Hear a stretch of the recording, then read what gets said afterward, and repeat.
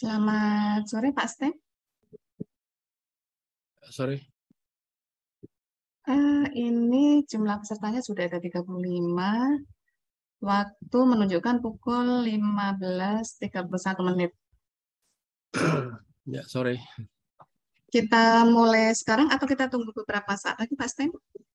Terserah, boleh sekarang juga boleh. Atau menunggu boleh. Nunggu agak banyak kali. Tunggu sekitar 2 menit lagi ya Pak ya? Oke. Oke, baik. Terima kasih.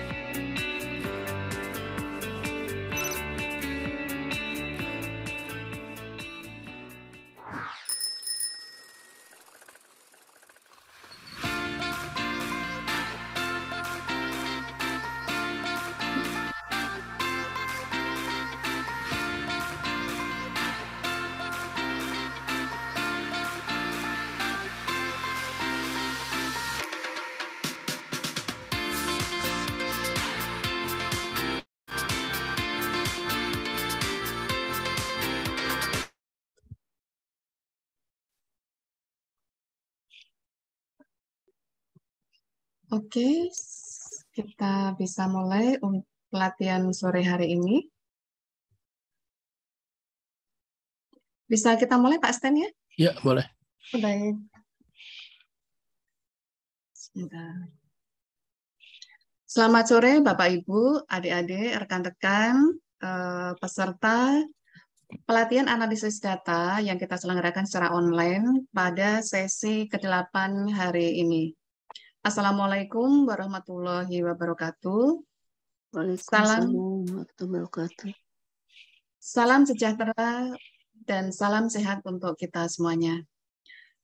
Pertama-tama kita panjatkan puji dan syukur kehadirat Tuhan Yang Maha Esa, bahwasanya pada hari ini kita masih diberikan nikmat sehat, nikmat waktu luang untuk bersama-sama kita belajar bersama, kita belajar kemudian kita nanti berdiskusi terkait dengan analisis data yang pada sore hari ini akan kita akan mendiskusikan tentang analisis diskriminan, kemudian ada multivariate analysis, serta yang terakhir tentang partial component analysis. Nah, ini tentunya bagi Bapak Ibu akademisi, apalagi yang sering menulis di penelitian, atau mungkin Bapak Ibu yang memang mengajar di analisis kuantitatif, itu tentunya juga tidak asing untuk berbagai analisis yang akan kita bahas pada sore hari ini. Sebelumnya ada pesan sponsor sedikit dari program studi kami bahwa pelatihan ini diselenggarakan sebagai bentuk pengabdian masyarakat dalam bentuk pelatihan analisis data. Nah, ini diselenggarakan oleh program studi Magister Ekonomi Terapan. Nah, pada kesempatan ini sekaligus saya mau menginformasikan kepada Bapak Ibu, titip informasi kepada Bapak Ibu, mungkin juga ada adik-adik di sini, bahwa kami memberikan beasiswa ya. Jadi ini sangat langka. Akhir-akhir ini Atmajaya itu memberikan beasiswa dalam rangka mendukung sustainable education, jadi mendukung pendidikan berkelanjutan, apalagi untuk yang studi S2, itu memberikan beasiswa yang lumayan besar bagi calon mahasiswa yang akan bergabung ke Atmajaya.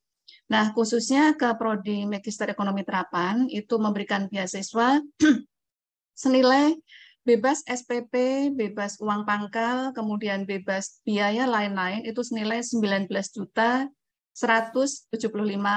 Jadi bagi adik-adik yang pengen melanjutkan studi, juga bagi Bapak Ibu, ini sekalian kami titip informasi untuk mahasiswa S1 yang sudah kampus Bapak Ibu, ada kesempatan yang baik, kami memberikan beasiswa senilai 19.175.000, sehingga tinggal membayar sejumlah 7 jutaan. 7 juta untuk satu semester di semester 1 gitu ya. Jadi itu sesuatu yang sangat berharga bagi kami juga tentunya mengharapkan itu bisa dimanfaatkan sebesar-besarnya bagi adik-adik, bagi masyarakat yang ingin menempuh studi S2. Nah, Prodi Magister Ekonomi Terapan itu di prodi kami itu payungnya adalah keilmuannya adalah finance, banking, dan risk management. Nah, ini tentunya juga sektor keuangan itu sampai saat ini menunjukkan sektor yang semakin berkembang dan sektor yang tidak pernah mati, selalu berkembang, kemudian salary yang dijanjikan dari sektor finansial, sektor keuangan, berkarir di sektor keuangan itu juga memberikan salary yang sangat menjanjikan. Baik Bapak Ibu, untuk menyingkat waktu, pelatihan sore hari ini akan disampaikan oleh Bapak Stanislaus Suryadi Wiyanto.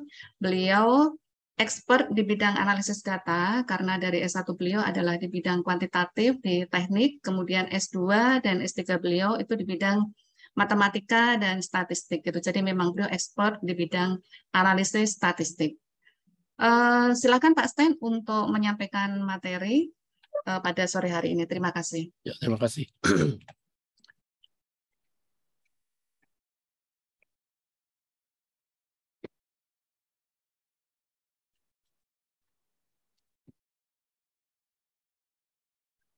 Oke, jadi saya nanti akan memberikan contoh secara sepintas, tapi sebelumnya saya akan jelaskan beda antara, jadi ada 3 topik, yaitu principal component analysis, kemudian cluster analysis, dan discriminant analysis. Yang pertama ini, principal component analysis, itu tujuannya sih mereduksi variabel. Jadi di sini contohnya ada nilai ujian dari 6 mata kuliah, Misalnya ini yang 3 pertama itu aljabar, kalkulus, dan geometri. Kemudian 3 berikutnya itu ini biola, piano, dan gitar. Nah, ini ada 6 variabel. Nah, tujuan dari prinsipal komponen ini 6 variabel ini bisa diringkas misalnya jadi 2. Jadi misalnya yang aljabar, kalkulus, geometri itu dikelompokkan atau atau dijadikan komponen matematik. Kemudian yang violin, biola, piano, gitar itu dikelompokkan jadi music skill atau keterampilan musik. Nah, jadi dari 6 variabel kita reduksi menjadi hanya 2. Nah, itu tujuan dari prinsipal komponen. Di mana setiap komponen itu masih mewakili ya. Jadi intinya matematik ini kan memang mencakup aljabar, kalkulus, dan geometri ya. Jadi ketiga ini memang bisa diwakili oleh matematik. Kemudian yang violin, piano, dan gitar itu bisa diwakili dengan music skill. Jadi dari 6 variabel kita bisa mereduksi menjadi hanya 2 variabel. Nah, itu tujuan dari prinsipal komponen. Jadi kita mencari komponen utama yang bisa mewakili 6 variabel ini. Nah, itu yang namanya prinsipal komponen. Nah, topik berikutnya itu yang discriminant analysis dan cluster analysis. Ini sebenarnya satu grup. Jadi di sini misalnya tentang bank misalnya. Dari pihak bank mungkin ingin memisahkan antara good customers dari bad customers. Berdasarkan, jadi kita pihak bank membedakan antara customer yang baik dan customer yang buruk berdasarkan credit history ya, atau pendidikan, income, dan sebagainya. Atau guru bisa membedakan mahasiswa baik dan buruk berdasarkan nilainya, motivasi, sikap, dan kinerja lain. Ya, jadi tujuan dari diskriminan dan cluster ini sama-sama mengelompokkan ya, berdasarkan indikator tadi ya. Jadi misalnya tadi yang bank tentang credit history dan seterusnya. Nah, lalu apa bedanya? Jadi kalau kita udah tahu sebelumnya, jadi memang diketahui yang tadi misalnya kita tahu bahwa kredit historinya bagus, kemudian dan lain-lain. Kalau kita udah tahu duluan sebelumnya, maka itu namanya discriminant analysis. Ya, jadi kalau kita udah tahu unsur-unsur yang menentukan sebagai good customer, itu namanya discriminant analysis. Tetapi kalau kita nggak tahu unsur-unsur yang menentukan dia sebagai good customer, maka namanya cluster. Jadi sama-sama mengelompokkan, cuma bedanya kalau diskriminan kita udah tahu unsur-unsur yang akan dibedakan, sehingga ada unsur-unsur pembedanya kita udah tahu, dan kita ingin mengelompokkannya. Nah, tapi kalau cluster, unsur-unsur yang membedakannya kita belum tahu. Nah, itu jadi 3 topik hari ini itu seperti itu. Jadi ada prinsipal komponen, ini kita mencari komponen utamanya. Tujuannya mereduksi variabelnya dari contoh di sini 6 jadi 2. Kemudian yang berikutnya ini diskriminan dan cluster. Tujuannya sama-sama mengelompokkan bedanya. Kalau diskriminan kita sudah tahu unsur-unsur yang membedakan. Kalau cluster kita baru mencari unsur-unsur yang membedakan. Nah, itu prinsip utamanya. Saya belum share. Sudah Pak, sudah kelihatan. Oh. Nah, saya akan berikan contoh dengan R ya. Jadi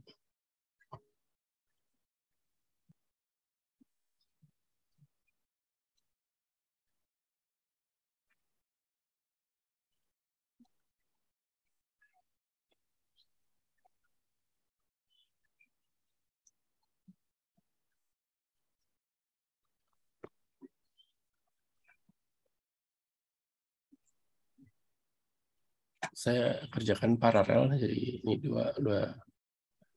dua screen sekaligus.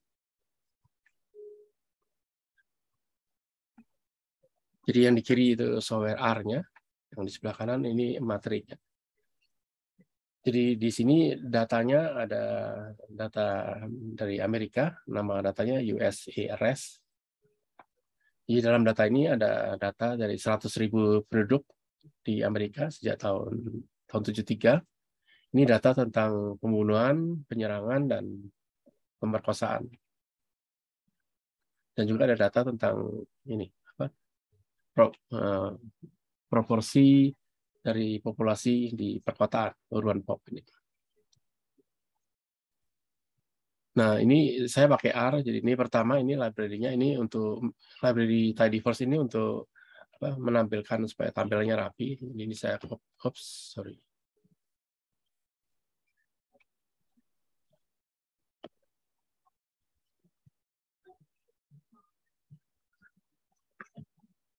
Jadi ini saya panggil library Tidyverse, maksud saya upload file ini. Jadi Tidyverse ini tujuannya ini sebagai package dari R, tujuannya untuk visualisasi dan manipulasi data. Jadi saya menggunakan package Tidyverse ini. Nah, kemudian data USARS ini, itu datanya ada di dalam R sendiri. Nah, itu bisa di-load dengan instruksi ini. Ini datanya internal di software-nya. Jadi,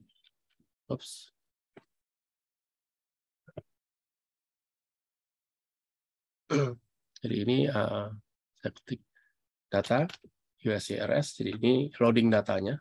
Ini datanya sudah dibaca. Kita bisa lihat datanya pakai view.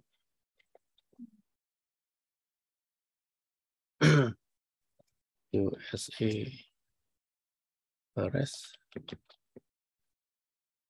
Itu pakai package datanya yang apa tuh Pak Stan? Yang Tidyverse. Iya, ini Tidyverse. Yang sebelah kanan. Ini muncul dua-duanya ya? Muncul ya Pak. Itu spesifiknya untuk apa tuh Pak? Untuk memunculkan ini visualisasi dan manipulasi data. Oh, oke, baik. Ya, yang ini yang ditulis di sini. Nah, jadi datanya udah saya baca, sekarang saya tampilkan 6 baris pertama, seperti ini datanya. Ini data negara bagian Amerika, ada 50 negara bagian. Ini data pembunuhan, data penyerangan, ini data proporsi populasi di kota, dan ini data pemerkosaan itu. Ini datanya. Nah, kita ingin mereduksi ya, dari 4 ini. Dalam hal ini mau jadikan 2 saja.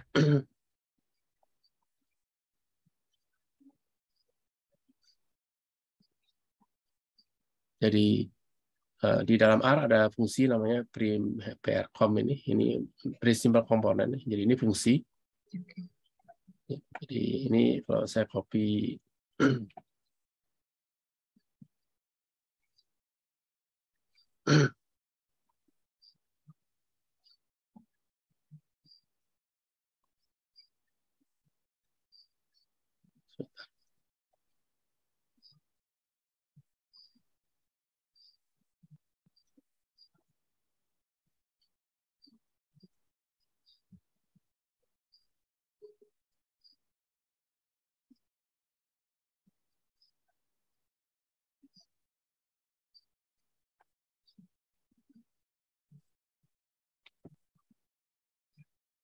jadi ini saya ketik di sini.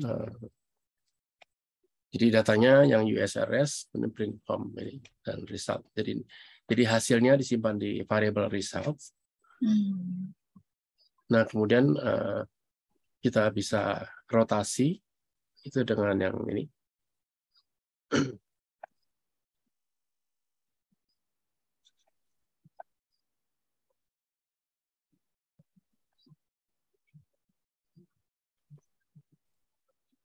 Ini rotasi. Nah, kemudian kita bisa lihat hasilnya, hasil rotasi dari datanya seperti ini. Nah, ini udah terbentuk principal component. Jadi ini PC1, PC2, PC3, PC4. Nah, dari sini komponen utama yang pertama nih memang angkanya lebih besar dibandingin yang kedua. Itu interpretasinya bagaimana tuh Pak? Ya ini. Jadi yang angkanya makin besar berarti komponen makin besar. Jadi PC2 ini itu komponen urban population-nya besar. Kalau yang ini saltnya lebih besar. Keempat-empatnya kita interpretasikan atau yang mana tuh Pak? Dua, biasanya diambil dua. Dua ya, oke baik. Jadi di sini yang PC1 kan semuanya tinggi. Iya. Ini di sini saya tulis di sini. Kemudian yang PC2-nya yang tinggi yang urban prop ini. Jadi lebih menekankan yang urban population. Ya. Jadi kita bisa dari 4 tadi bisa menggunakan dua komponen utama PC1, PC2. Dan semuanya komponen yang semula tetap ada ya. Jadi datanya tadi ada 4 tentang pembunuhan, penyerangan, urban population, dan pemerkosaan. Jadi komponen utamanya bisa diambil 2. Nah ini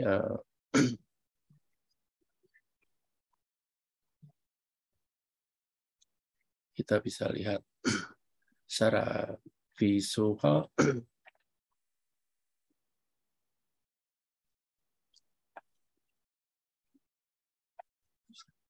Keunggulan dari penggunaan R ini dibandingkan dengan SPSS itu apa tuh Pak? Biasanya kan menggunakan SPSS ya untuk yang PCA atau diskriminan ya? Ya, semua software sih bisa, cuman kalau ini kan kita tahu dalamnya ya, ngerti apa yang dikerjakan step by step gitu. Kalau itu kan cuma klik menu, ya. nggak tahu kenapa. Ya nggak masalah sih, harus pakai software apapun juga nggak masalah sih.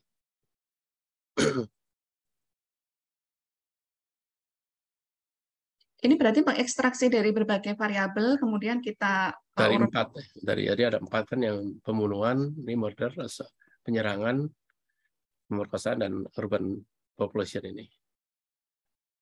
Dan kita nyari yang population ini besar ya. Ini yang besar kan, yang lain udah dianggap kecil. Ya memang nggak, kriteria memilihnya ya nggak terserah kita ya. Kalau dianggap mewakili kayak tadi matematik bisa diwakili dengan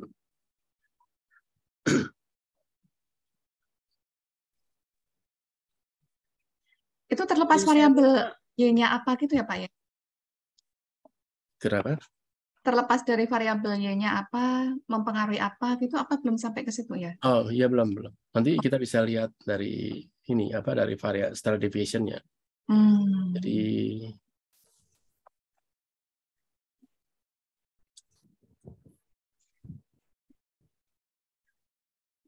Bapak Ibu apabila ada pertanyaan boleh langsung disampaikan secara langsung.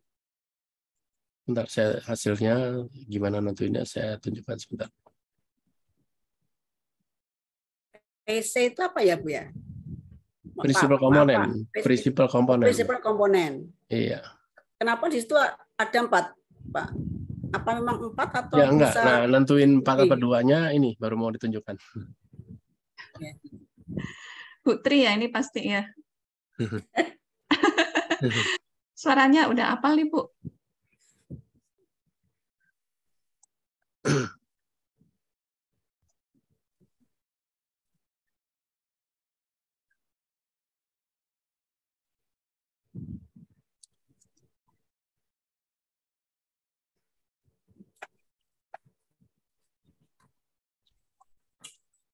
Bentar.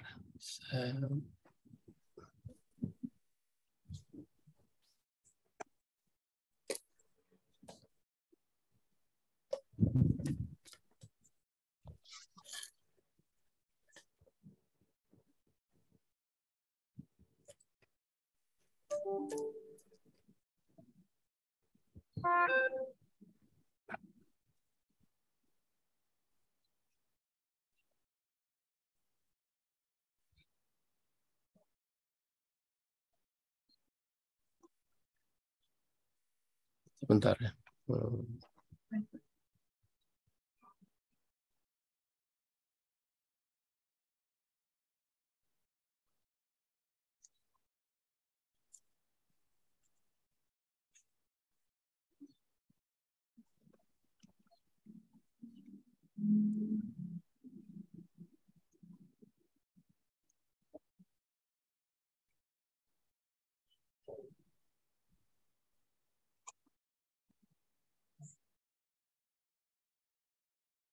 Nah ini. Jadi untuk menentukan komponen, jadi dari hasil result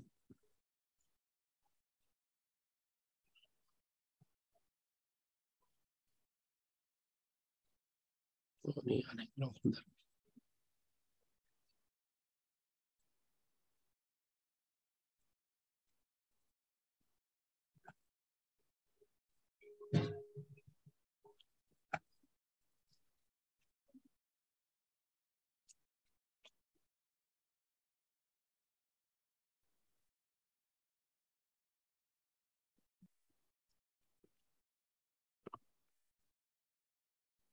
Nah ini, sorry salah ketik. Saya ulang ya.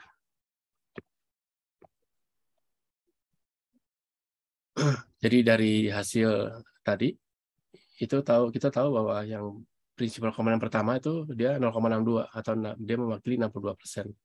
Prinsipal komponen kedua itu 0,247 atau sekitar 25%. Prinsipal komponen yang PC3 ini cuma 0,089 ya, sekitar 8% ya, 9% lah. Yang ini jadi biasanya cukup diwakili dua ini. Jadi PC1 sama PC2 ini udah mencakup sekitar berapa 86 ya, sisanya kecil-kecil. Ya, gitu. Baru kemudian variabelnya diambil dari PC1, PC2 tadi itu ya Pak ya? Iya, yang dipakai PC1, PC2-nya. Dengan koefisiennya tadi yang di awal tadi. Itu ada ketentuan nggak, Pak? Berapa persen nilai PC bisa dipilih?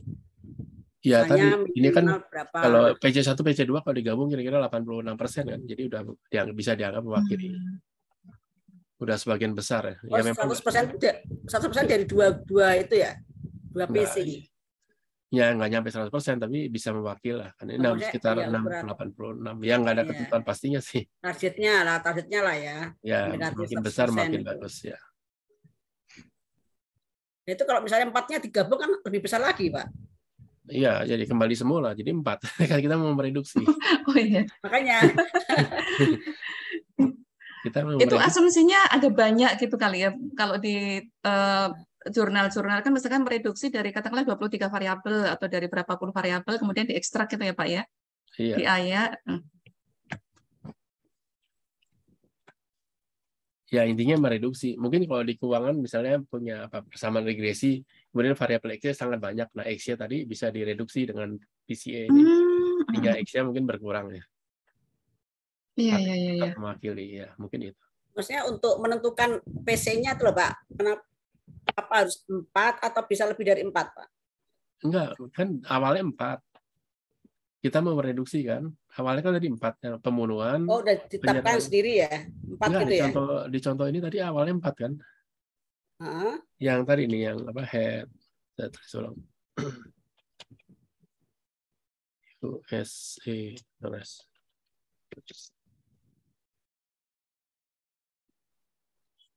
Tergantung penelitiannya mungkin Putri ya. Jadi kadang-kadang awalnya data ini apa? Data tentang pembunuhan, penyerangan, populasi urban dan pemerkosaan. Ini 6 baris pertama datanya ada 100.000 tadi. Ini kalau lihat belakangnya datanya. Head ini untuk memunculkan 6 baris pertama. Ya. Kalau tail itu 6 baris terakhir. Kan ada 50 negara bagian. Jadi kalau tadi mau dilihat semuanya,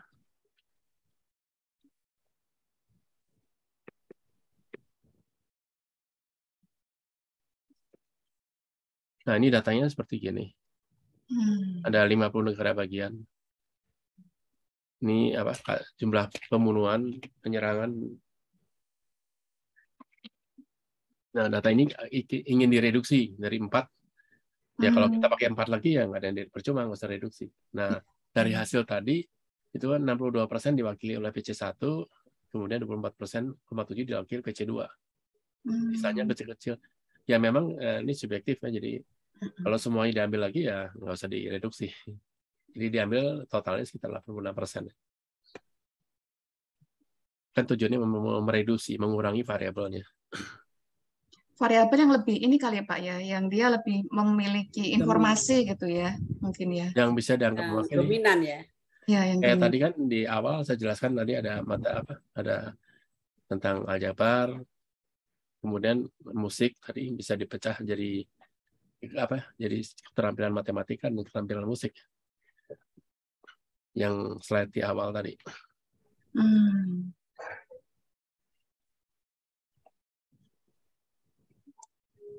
Jadi patokannya persentase ini. Jadi makin banyak. Ya tentu nggak, kalau dipakai semua ya kembali ke 100% ya. Berarti nggak perlu direduksi.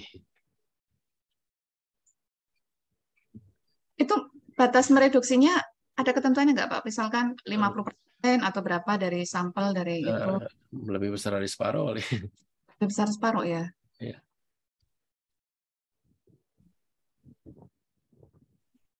Kan dianggap kalau lebih dari separuh bisa mewakili ya.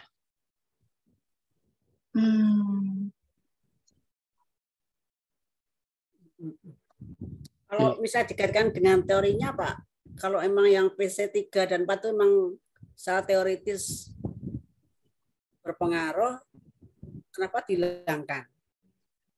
Iya, kalau dipakai 4-4-nya berarti kita nggak mereduksi, kembali ke 4 semula.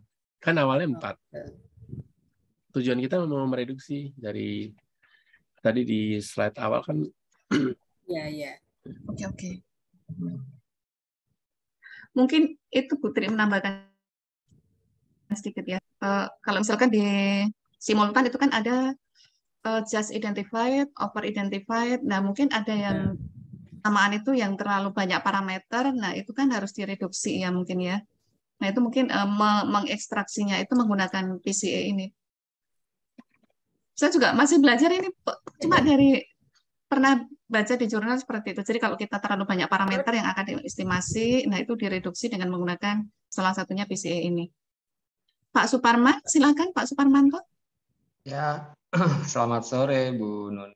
Selamat sore Pak Stan. Ya, sorry. Selamat sore teman-teman. Pak, maaf Pak, menyela ini.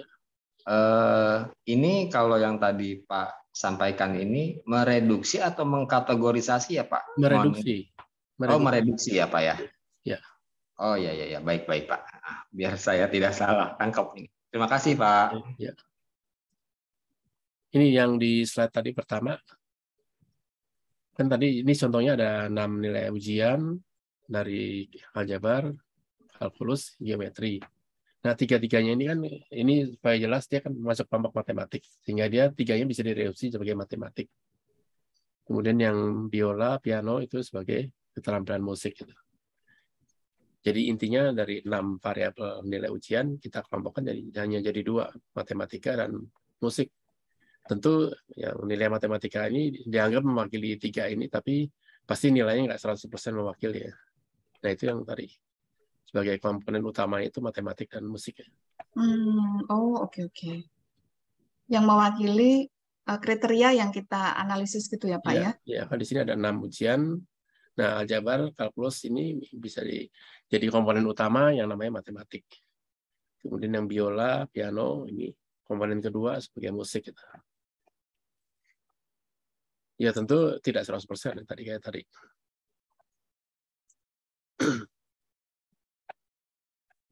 Oke. Saya lanjutkan.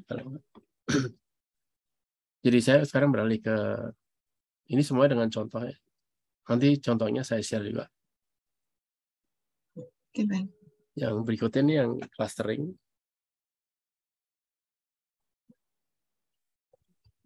Jadi tadi saya katakan kalau clustering itu kita nggak tahu unsur-unsur yang membedakan apa gitu.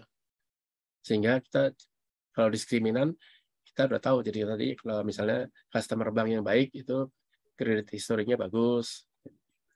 Ya, mungkin bukan yang nggak ada. Kalau misalnya mahasiswa yang baik berarti nilainya bagus gitu misalnya gitu. Nah, itu kalau kita tahu unsur-unsur yang membedakan itu namanya diskriminan. Kalau belum tahu kita namanya cluster. Jadi ini sekarang yang cluster ini kita belum tahu sehingga kita cari untuk membedakan menjadi kelompoknya. Nah, ini sama, jadi saya pakai R juga. Jadi ini ada library-nya pakainya faktor ekstra ini. Nah, datanya masih sama tadi, data yang kriminal tadi. 100.000 residen. Nah, ini pakai library-nya cluster.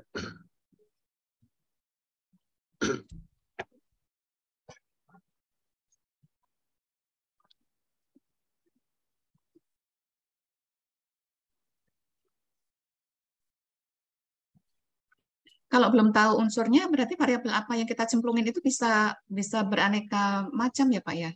Nah, ya, jadi metodenya ini pakai mean gitu. Jadi metodenya macam-macam, ada kuadratik untuk nentuin. Sebenarnya prinsipnya di dalamnya jarak, dari jaraknya gitu. Kalau jaraknya dekat, berarti dia dianggap satu cluster. Gitu. Jarak terhadap min, terhadap Bisa mean, bisa jarak, macam-macam metodenya. Oh, oke, baik. Tapi patokannya jarak sih.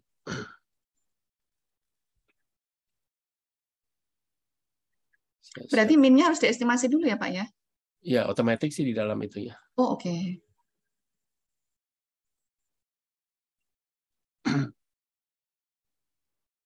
Ini sebenarnya di SPSS ada Bapak Ibu? Ada Di di EVIS juga software, ada. ya, di Stata ada, di banyak, hampir semua software lainnya ada. Di EVIS juga ada.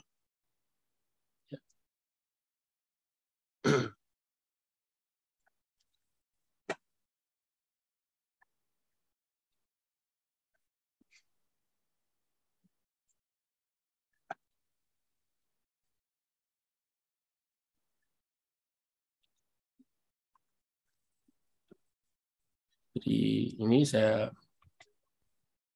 load data library-nya, package-nya. Jadi setiap load package caranya pakai library, kemudian apa nama package-nya. Oke. Nah, kemudian datanya yang tadi ini saya kasih nama, di sini saya kasih nama DF. Nah, cara memberi nama bisa pakai panah ke kiri gini. Terus ini nama datanya. Jadi DF ini kita DF ini diisi data-data di USRS itu. Nah, kalau datanya ada yang kosong itu bisa pakai ini pakai sintaks na.omit. Ini maksudnya kalau ada yang sorry. Na.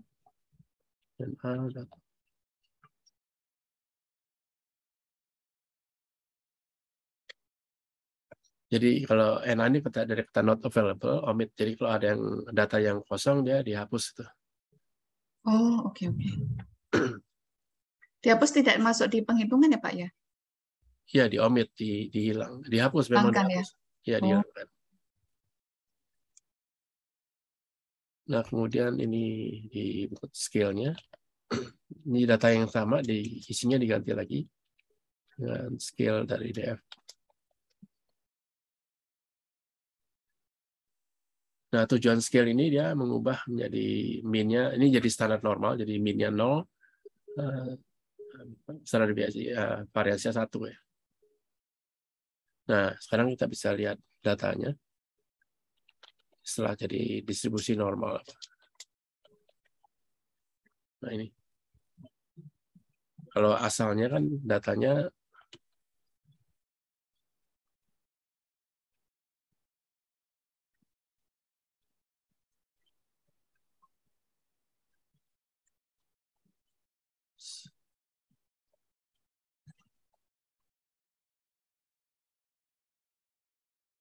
jadi asal datanya yang ini.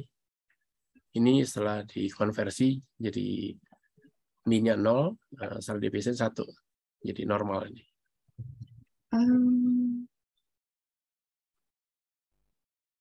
Tapi tidak muncul di sini ya Pak ya, apa tuh statistik deskriptifnya ya? Oh, bisa dimunculin sih. Dimunculin ya? Ya. Nah, sekarang kita bisa menentukan jumlah klasternya, ada fungsi di R-nya.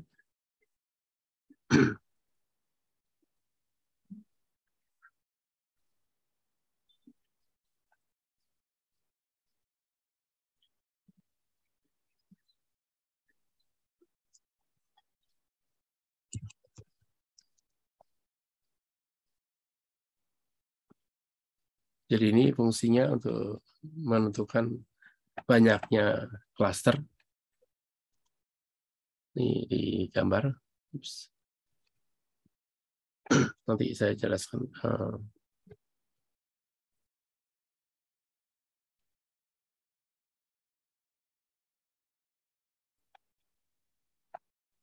Jadi nanti yang ini akan di-share. Jadi di sini ada. Jadi ini dia patokannya sampai yang bentuk elbow ini, bentuk apa? Kayak siku tangan itu. Sampai sini 4. Berarti bisa jadi 4 klaster. Gitu.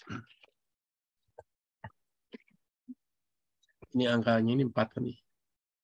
Jadi patokannya yang berbentuk apa? Kayak siku apa? Elbow gini. Ada potong seperti ada patahan ya Pak ya, patahan-patahan Kayak ini. siku apa ya? Elbow itu apa? Siku tangan kita melengkung gitu. Jadi biasanya di si bentuk siku ini itu sebagai patokan banyak klaster. Ini ada 4 patahan, berarti ada 4. Selagi ini juga subjektif ya. Ya.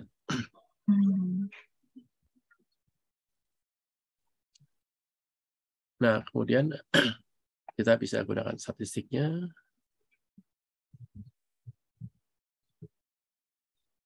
Klaster tadi itu dari variabel atau dari apanya tuh Pak? Kenapa? Klasternya, penggolongan klaster tadi itu dari variabelnya atau dari apanya tuh Dari yang? variabelnya, ini pakai fungsi ini. Oh, Tadi datanya df nih, oke. yang setelah dinormalisasi. Mm-mm. Terus k-means-nya itu ini menghitung berdasarkan means. Terus metodenya ini gitu. Ini fungsi dari R-nya sendiri sih. Jadi dari sini langsung dapat yang tadi.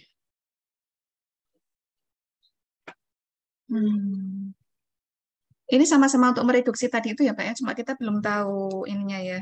Iya, pembedanya apa gitu. Nah, di sini berdasarkan jarak ini, k-means-nya ini.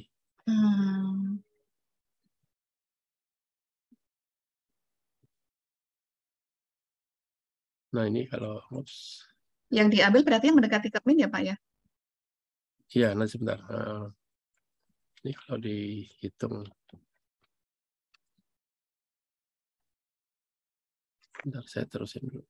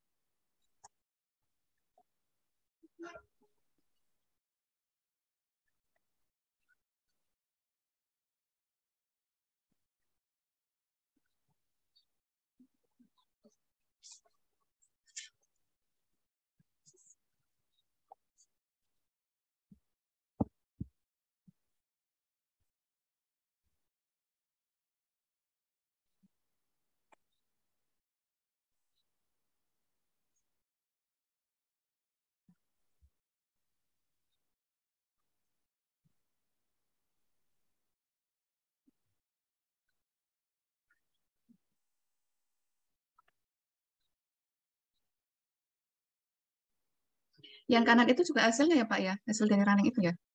Iya, sebentar saya run dulu.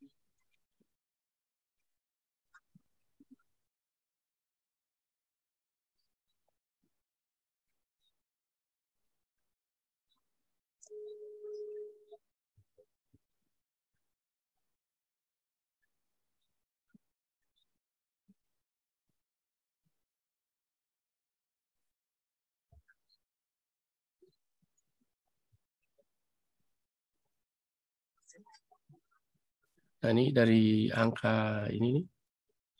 Tapi hasilnya beda.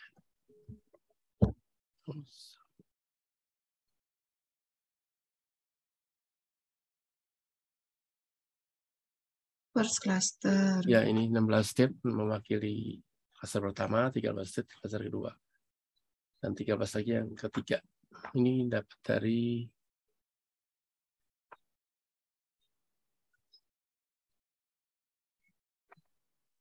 angka-angka ini 71%. Jadi ini 16, 39. Kemudian 12.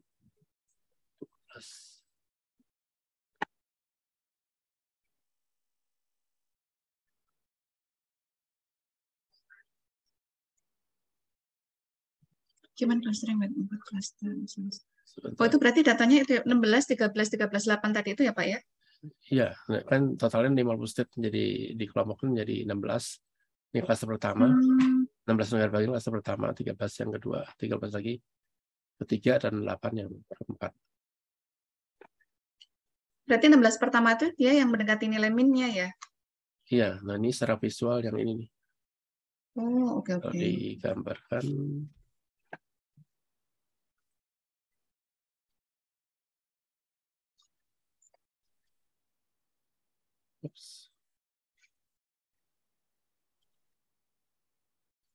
atau ya di slide-nya ini aja deh. Ini setelah visual yang masuk ada 4 state, 4 negara bagian, kelompoknya yang warna ungu, warna hijau, biru, dan ini. Jadi ini apa pengelompokannya seperti itu.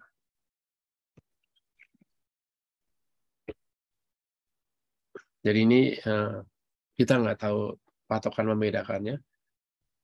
Kemudian dengan patokan jarak dalam ini K-means ya, kita bisa mengelompokkan jadi 4 cluster.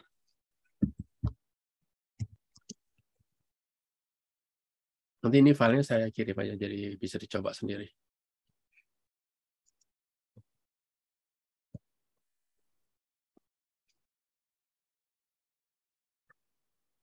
Ini juga ada pro dan kontranya. Ini salah satu metode sih. Itu kemudian yang satu lagi yang diskriminan. Pak Stan, boleh tanya Pak Stan? Ya, silakan. Berarti nanti kita justifikasinya gimana Pak? Kalau misalkan tadi itu dari 50 kan dibagi jadi 4 klaster ya. Jadi klaster 1, tadi kan 16 ya. Yang kita ambil 16 itu aja atau bagaimana tuh Pak? Ini jadi 4. Ini jadi 4 klaster yang warna yang gambar sebelah kanan ini. Bukan berarti yang klaster terakhir itu dia yang paling sedikit kan kontribusinya yang 16 ini jadi klaster pertama. Ada 16 negara bagian jadi klaster pertama, kemudian 13 negara bagian kedua. Jadi 16, 13, 13, 8. Nah, ini digambar sini. Ini yang gambarnya nama-nama negara bagian. Oke, itu seperti spasial itu berarti ya? Spasial. Ya, jarak kan, makanya jaraknya. Oh, oke, oke. Itu biasanya diaplikasikan di apa tuh, Pak? Ini. Bukan seperti ekstraksi variabel tadi itu ya? Bukan ya? Ya, enggak sih, ini sih enggak. Kita hanya mengelompokkan aja. Misalkan kabupaten kota, gitu. Kita punya berapa kabupaten kota itu bisa pakai clustering ini tadi ya? Ya, bisa juga. Oh. Cuma kalau misalnya yang mungkin kalau di antropologi tapi kebalik sih, yang itu yang diskriminan. Jadi misalnya apa tengkorak manusia. Jadi kalau misalnya lubang matanya sekian diameternya sekian, lubang di hidungnya sekian. Nah, nanti bisa dikelompokkan oh ini dari ras apa gitu. Itu diskriminan sih. oh, okay. Pembedaannya diketahui. Kalau ini kita baru berdasarkan jarak dia mengelompok kita menentukan sebagai klaster. Sama-sama pengelompokan. Kalau yang diskriminan kita udah tahu yang membedakannya apa. Jaraknya tadi itu dari nilai min-nya tadi itu ya Pak ya? Ya, means ya. Ini bisa juga mungkin untuk pemetaan itu kali ya, misalkan daerah berpenghasilan upper atau middle atau lower gitu ya Pak ya? Bisa juga sih. Bisa juga ya. Tapi kalau udah diketahui misalnya income ya langsung diskriminan. Oh, Dari beda-bedanya, apa yang membedakannya.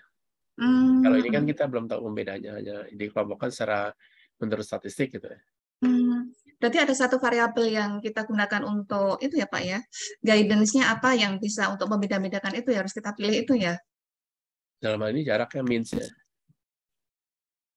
Means dari apa tuh Pak? Dari nilai apanya? Dari semua datanya.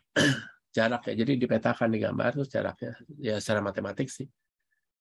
Jadi yang ini kan secara visual mengelompok menjadi satu warna ini. Itu berarti yang berdekatan. Misalkan nih ya, saya punya 5 variabel. Kemudian ada cross section-nya atau daerah kabupaten kota, katakanlah ada 500 kabupaten kota, 5 variabel. Berarti 5 variabel itu diambil nilai min-nya, baru kemudian yang kabupaten kota tadi itu nanti bisa dikelompokkan berdasarkan min dari 5 variabel tadi itu ya Pak ya? Kalau yang ini secara apa jaraknya, jarak rata-ratanya. Jadi pengelompokannya secara statistik. Jarak itu kan berarti dia dispersi dari nilai min-nya itu kan ya Pak ya? Ya bisa juga. Ya min itu juga bisa. Ada banyak sih. Yang ini namanya jarak Mahalanobis distance ya. Bukan jarak geografis kan Pak? Maksudnya bukan Bukan. Jarak dari nilai min-nya itu kan ya? Iya, Mahalanobis. Jadi ada rumusnya. Bentar, harus dilihat rumus.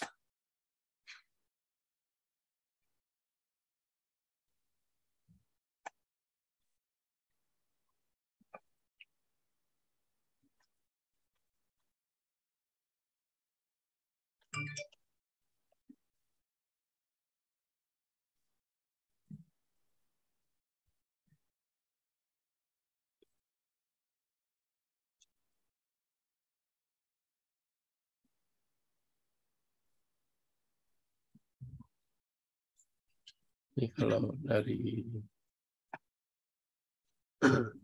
jadi ada istilah apa Mahalanobis distance ini.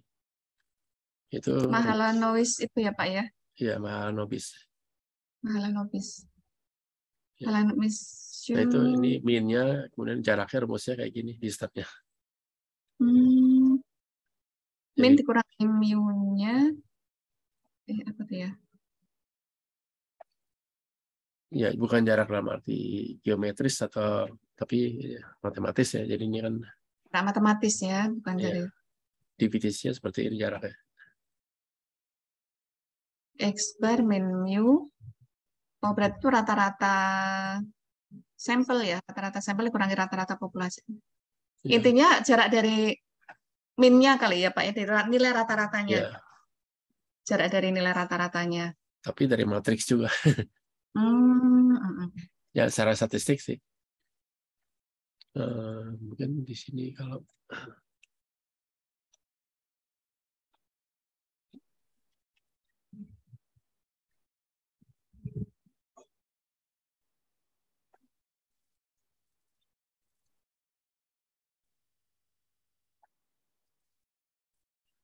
ini kelihatan nggak?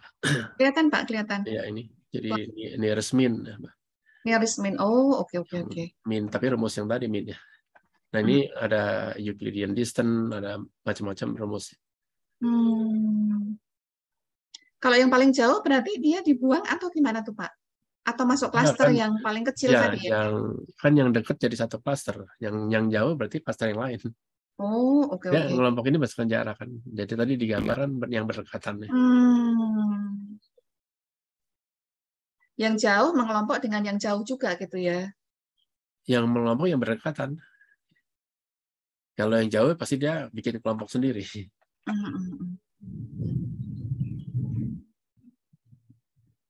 Ini sebenarnya penasaran Pak, saya pengen coba nih Pak untuk exercise di bidang ekonomi seperti apa tuh ya?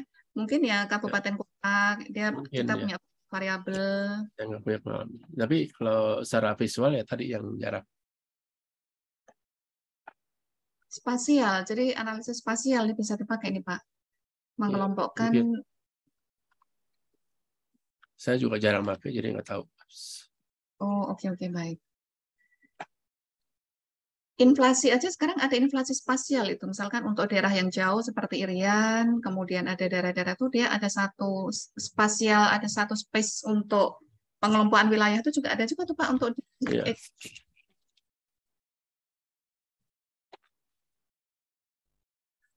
Oke, satu lagi yang terakhir yang diskriminan.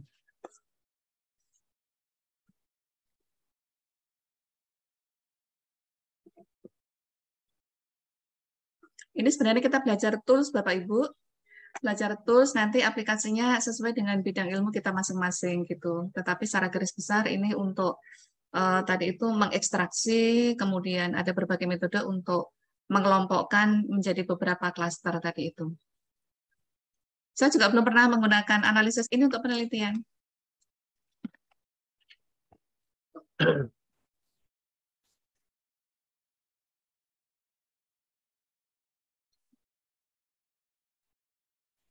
Mungkin nanti Bapak Ibu yang sudah pernah menggunakan analisis diskriminan atau klaster itu mungkin bisa sharing di diskusi sore hari ini.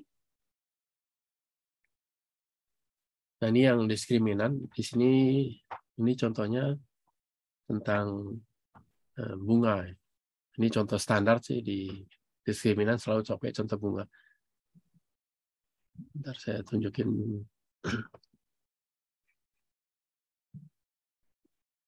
Suku bunga? Enggak bunga, enggak. Oh, flower ya. Bunga tanaman. Oke, baik. Jadi bentar saya cari gambar.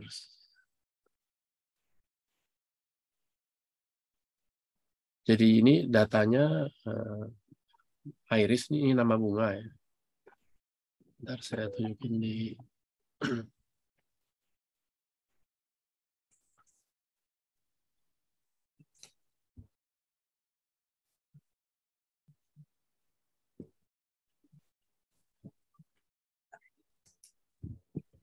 saya cari gambar bunganya.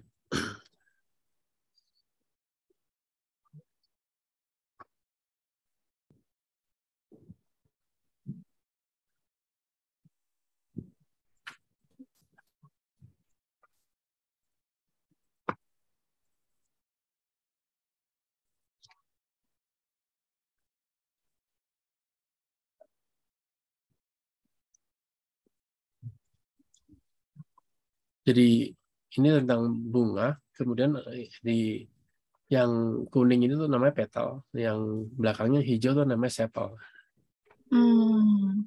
Jadi kita akan mengelompokkan bunga. Nah, di sini namanya diskriminan. Kita udah tahu yang mau dibedakan tuh petalnya sama sepalnya. Nah, di data ini, data bunga iris ini, itu diketahui ada 150 data, observasi, ada 5 variabel. Pertama, sepal length-nya, jadi panjang sepalnya. Kemudian sepal width, ini lebar sepalnya. Kemudian petal length, ini panjang, yang ini panjang petal dan lebar petal. Itu dari satu bunga atau dari banyak bunga, Pak? Satu bunga iris.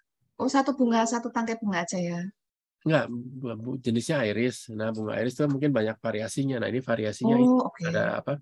Setosa, versicolor, ada 3 nih. Jadi spesies bunga iris ada 3. Nah, kita ingin pisahkan dari sisi. Nah, ini karena diskriminan kita udah tahu yang membedakan tuh petal, sepal sama ya panjang dan lebar dari sepal dan petal ini. Jadi kalau tadi yang cluster kita nggak tahu unsur pembedanya, di sini kita udah tahu kita mau membedakan bunga iris berdasarkan lebar dan panjang petal, lebar dan panjang sepalnya untuk mengelompokkan jadi 3 spesies ini. Jadi itu beda antara yang cluster dan diskriminan. Di sini sudah diketahui. Jadi ini datanya. Jadi tadi datanya iris ini.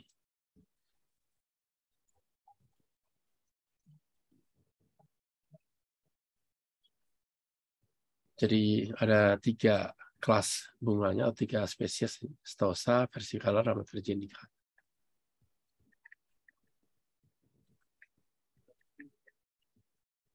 Ini pertama hitung min-nya. Jadi kalau mau lihat datanya sih head dari iris. Ini datanya seperti ini. Jadi ada 1, 2, 3, 4, 5 ya. Jadi ada data panjang sepal, lebar sepal, petal, panjang petal, lebar petal, dan spesiesnya apa itu. Jadi ini sebagai unsur pembeda. Nah, kita mau membedakannya sesuai spesiesnya berdasarkan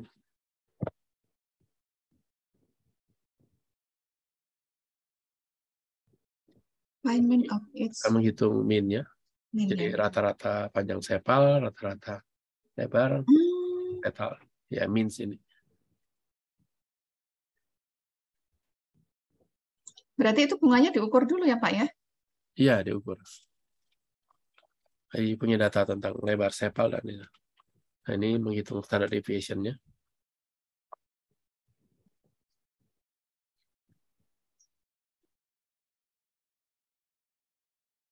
Nah, ini kita simulasi.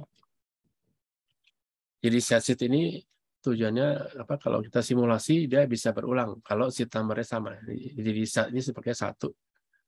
Sehingga kalau diganti set-nya hasilnya beda. Jadi kalau ada peneliti lain ingin mencoba, dia harus set-nya 1 supaya hasilnya sama. Sebagai harga awal. Ini sebenarnya mencari apa sih Pak, nilai min-nya tadi itu ya? Kita mau apa? Bikin apa? Tes sampelnya ini apa? Nah, habis itu baru dicocokkan modelnya.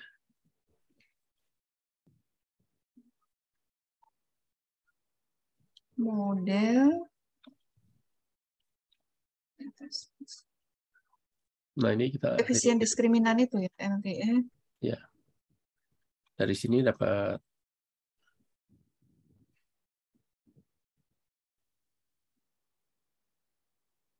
ini prediksi modelnya. Oh, oke. Bisa digunakan untuk peramalan berarti ini ya, peramalan mungkin Ya. apa tuh ya? Oops, ya.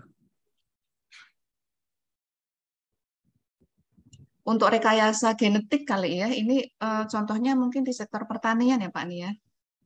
Ya tadi kalau di antropologi misalnya apa nemu tengkorak tengkorak orang gitu. Dia bisa membedakan dia masuk ras apa misalnya Rasnya, dari oke. diameter apa lubang Ya. bekas matanya, lubang hidungnya. Kalau di sini kita ingin membedakan ketiga spesies bunga berdasarkan lebar petal, panjang petal, sama sepal tadi.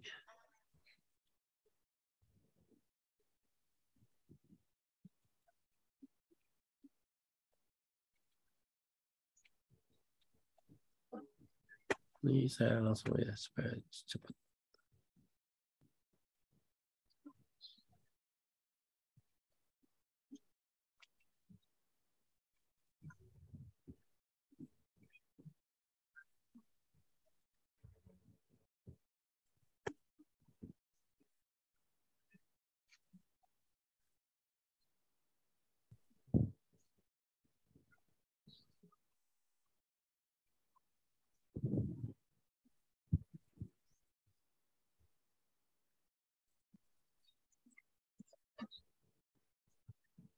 Ini kalau kaitannya dengan package apa tuh yang kemarin di R itu package-nya apa tuh Pak namanya Pak?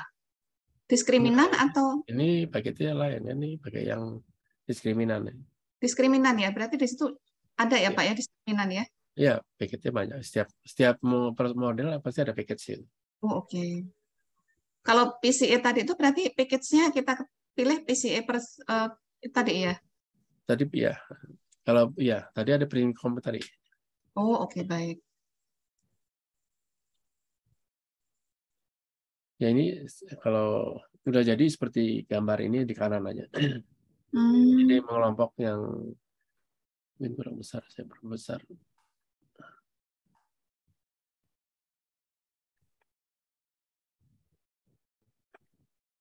Jadi memang sesuai spesiesnya dia gambarnya mengelompok sendiri. Itu pengelompokan itu dari nilai apanya tuh Pak? Dari ini LDA-nya. Linear diskriminan apa? LDA ini ya prosedur linear diskriminannya. Ya, jarak juga. Ini dari jarak. saya juga jarang pakai, jadi nggak terlalu detail. Berarti dari nilai jarak tadi itu baru dikelompokkan lagi ya? Dia Yang LDE 1, LDE 2. Oh, oke. Mungkin kalau ada yang pernah pakai, saya sih nggak pernah pakai. Iya. Kalau aplikasi di bidang ekonomi kira-kira apa ya Pak itu ya? Nah itu. Nggak tahu. Analisis diskriminan. Saya juga jarang pakai. Mungkin bisa di googling kali. Iya. Mungkin di antara Bapak Ibu ada yang mau sharing terkait dengan pengalaman penelitian dengan menggunakan analisis diskriminan ini?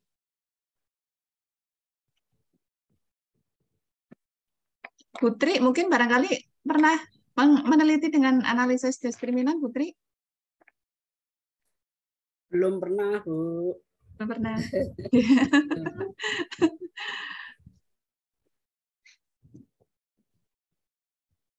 Yang PCA itu kalau misalnya dipakai untuk kayak ngitung indeks kan kayak gitu bisa ya Pak ya? Bisa aja. Yang pernah saya lihat itu apa di regresi X-nya kalau banyak bisa direduksi dengan PCA. Jadi X yang misalnya ada 5 jadi cuma tinggal 2 atau 3 diganti dengan PCA.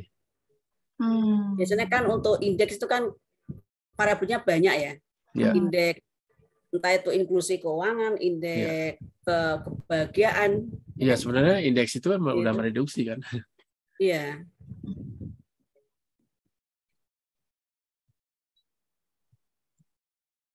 Iya, materinya nggak banyak, itu aja sih.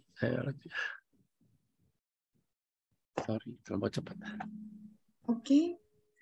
Ada yang mau ditanyakan? Silakan Bapak Ibu.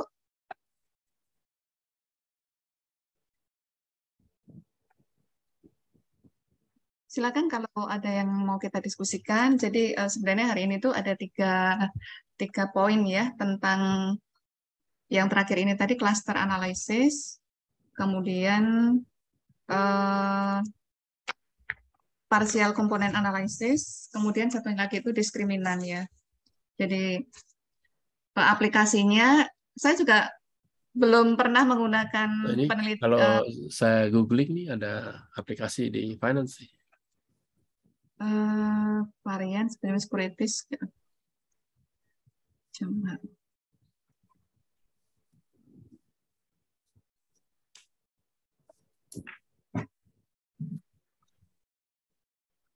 Oh, oke. Jadi dari berbagai macam stok itu diambil beberapa stok yang dia relatively ini ya, penting ini ya. Simplifies and define stock with knowledge.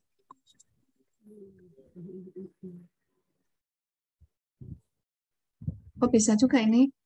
Seperti tinggal di googling banyak. Saya nggak. Iya, betul. Seperti untuk indeks harga konsumen untuk mengukur inflasi itu kan juga kita mereduksi ya dari katakanlah di Indonesia itu ada berapa juta barang dan jasa aja, tapi itu direduksi dengan menggunakan diekstrak. Kalau di literatur sih bilangnya sekeranjang barang dan jasa. Nah itu sekeranjang itu pasti sudah dilakukan ekstraksi, dilakukan apa tadi itu namanya istilahnya Pasten tadi itu direduksi ya. Dari ribuan barang, jutaan barang itu direduksi, kemudian dikelompok-kelompokkan berdasarkan sektor ekonomi, kemudian ketemu indeksnya. Ya. Silakan Bapak Ibu apabila ada pertanyaan.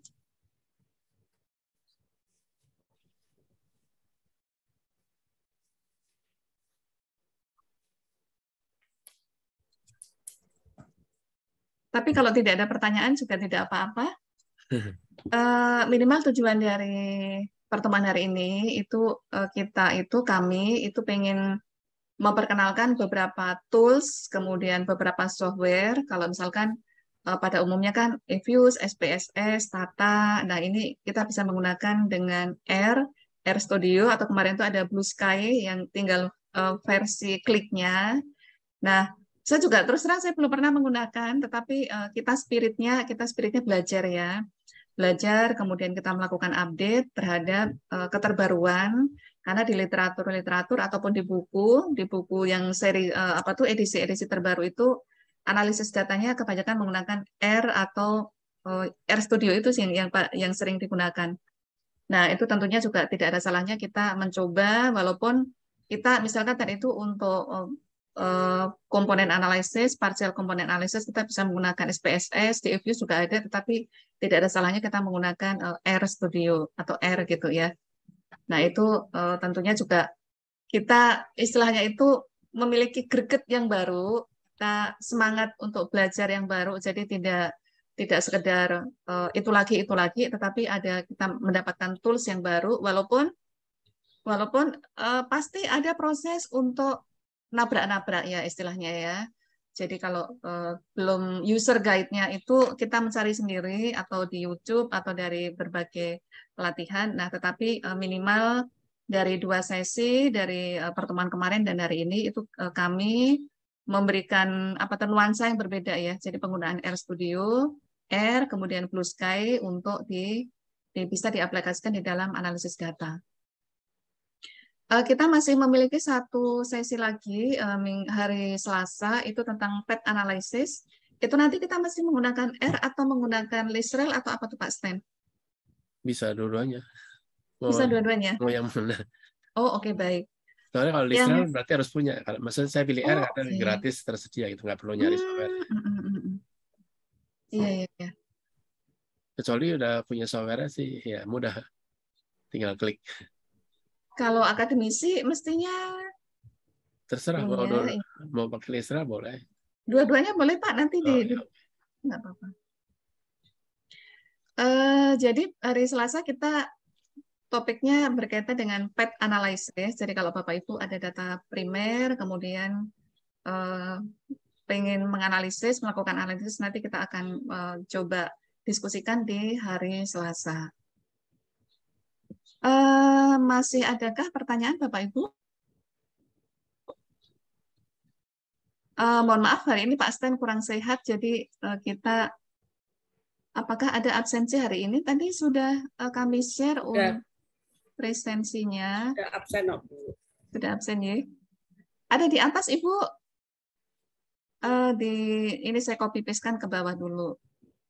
Ini lumayan untuk ibu-ibu, nanti Bapak Ibu 4 kali kehadiran itu nanti Bapak Ibu akan mendapatkan sertifikat partisipasi.